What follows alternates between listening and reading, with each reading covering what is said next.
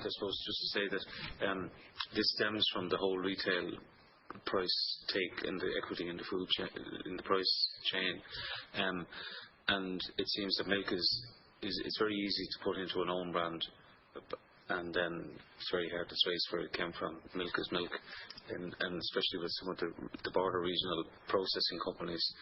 I mean, it's impossible, and it doesn't need to be that well defined as long as the quality is right.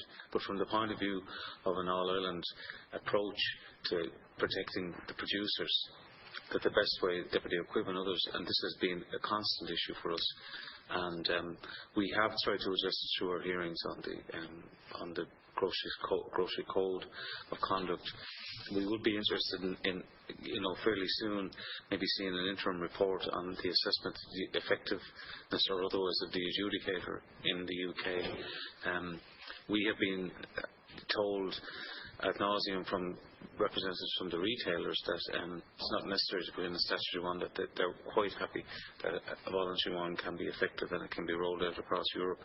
It's difficult when you hear some of the anecdotal evidence, and it's only anecdotal because people are not prepared to go on the record for very good reasons to get any more clarity on it.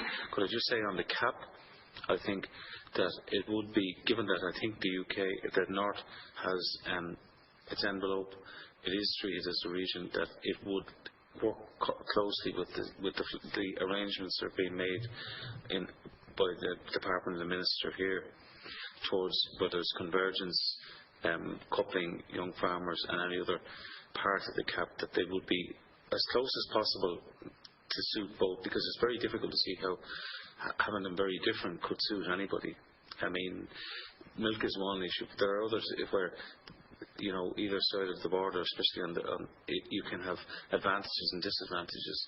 And if we can try and rule those out, I think we could actually help all of the people who we're trying to protect. Animal welfare and disease control, I think it's in all our interests that be dealt with as soon as possible. I know you said to me before the meeting that it's not that the new EU law is not due to roll out until 2015. But I think we should continue to try and work, whether it's disease status or livestock, live movements, that we try and allow that to happen in advance of that. And I think on the fishing, there's another bit of work to be done here. We have coastal and island communities that are not major fishing ports right around the island, and I think that what the piece of work our subcommittee is trying to do is come up with a model that would allow for those communities to be sustainable through the common fisheries policy. And just one final one, I noticed in the briefing pack that one of the few places that has a significant increase in the cap was the life projects, which is up 10%, which would probably can help more disadvantaged areas and rural isolated communities. And it goes back to one of the issues you raised yourself about isolation and poverty.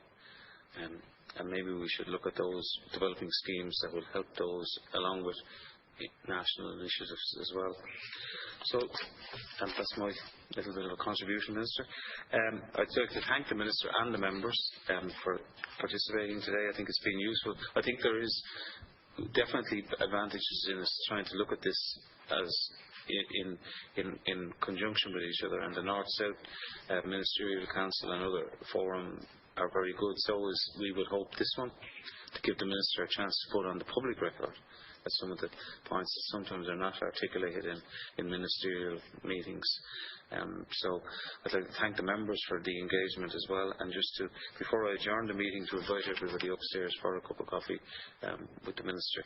And as there's no further business, the meeting stands adjourned until this Thursday, the 11th of July at 9:30 a.m. Thank you.